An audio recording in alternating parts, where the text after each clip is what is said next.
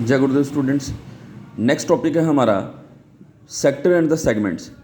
जब आपके पास ये आँख हो, ये सेंटर से जो एंगल सबटेंड करती है वो सेक्टर एंगल बन जाता है। ये हमारा एरिया जो है ये माइनर सेक्टर में आता है और ये हमारा मेजर सेक्टर बनता है। ये आपने पहले भी पढ़ा होगा।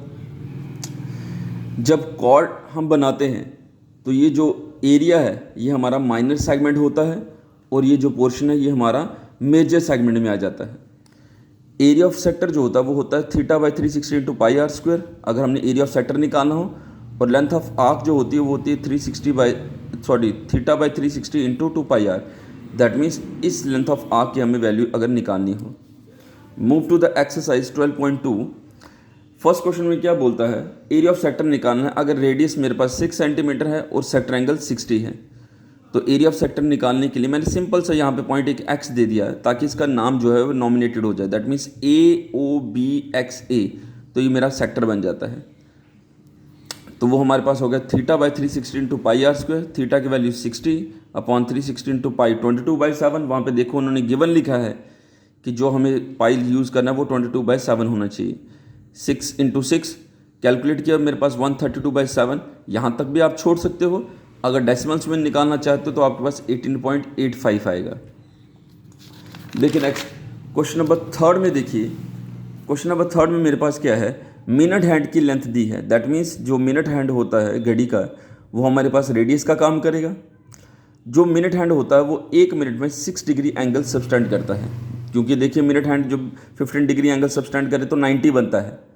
तो 90/15 कर दें तो आपके पास 6 डिग्री आएगा। तो एंगल जो मिनट हैंड सबटेंड करता है 1 मिनट में दैट इज 6 डिग्री। तो जो एंगल 5 मिनट्स में बनेगा वो कितना होगा, 6 degree into 5 that is 30 degree. तो सेक्टर एंगल उस केस में हमारे पास 30 डिग्री आ गया।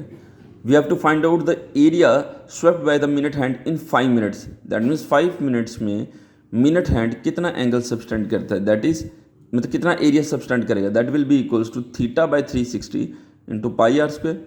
वैल्यू सब्स्टिट्यूट की, कैंसिल आउट किया, मेरे पास आ गया 154/3, जिसको हम डेसिमल्स में 51.33 लिख सकते हैं। क्वेश्चन नंबर फिफ्थ में देखिए। फिफ्थ क्वेश्चन में है हमारे पास रेडियस 21 सेंटीमीटर है, सेक्टर एंगल 60 है और हमें लेंथ ऑफ आर्क निकालनी है, एरिया निकालना है और सेगमेंट निकालना है। तो सबसे पहले मैंने लेंथ ऑफ आर्क निकाला, that is θ/360 into pi r square. वो मेरे पास कितनी आ गई, दैट इज 22 सेंटीमीटर, क्योंकि लेंथ ऑफ आर्क सेंटीमीटर में होगी।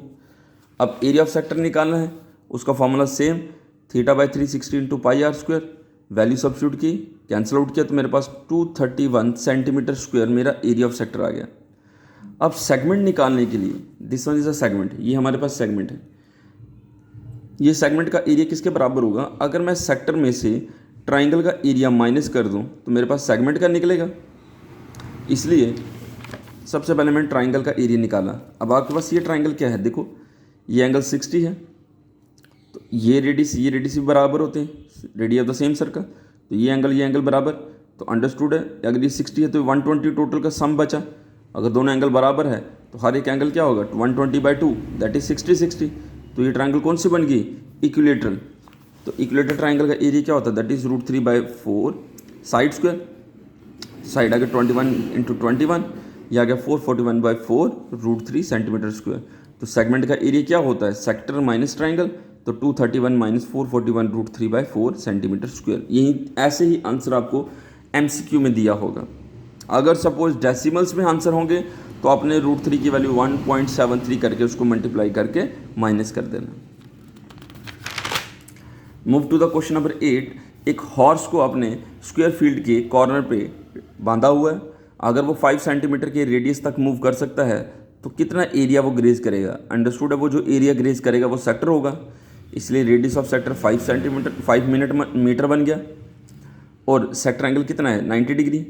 तो area field graze by the horse कितना एरिया ग्रेज करेगा, दैट मीन सेक्टर, जिसमें सेक्टर एंगल 90 है और रेडियस ऑफ सेक्टर कितना है 5 metre, that is θ/360 into pi r square.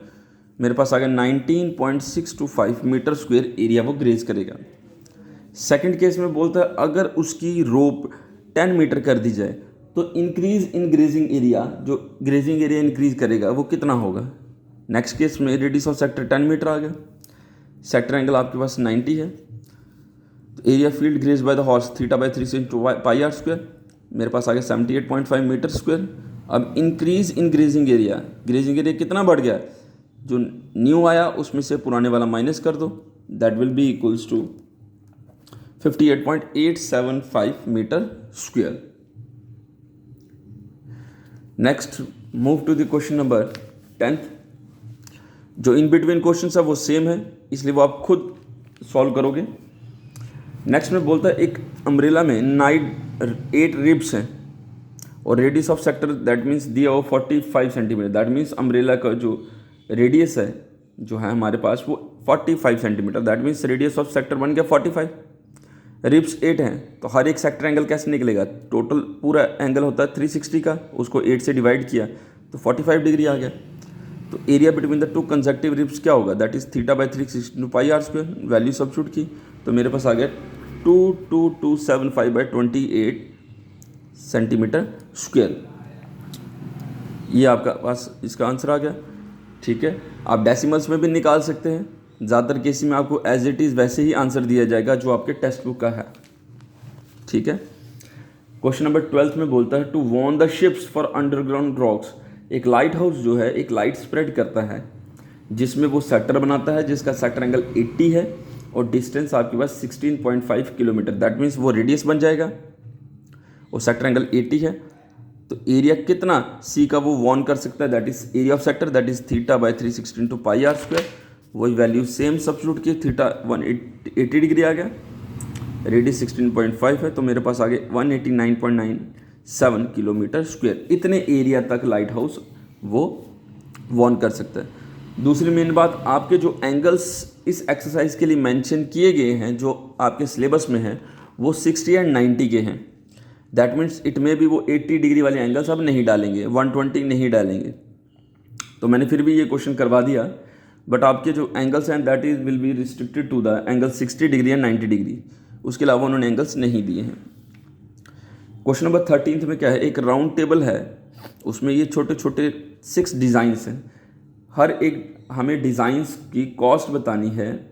अगर कॉस्ट डिज़ाइन अगर डालना हो 1 सेंटीमीटर स्क्वायर की जो कॉस्ट है वो 0.35 रुपीज़ है और रेडियस ऑफ जो कवर है वो 28 है।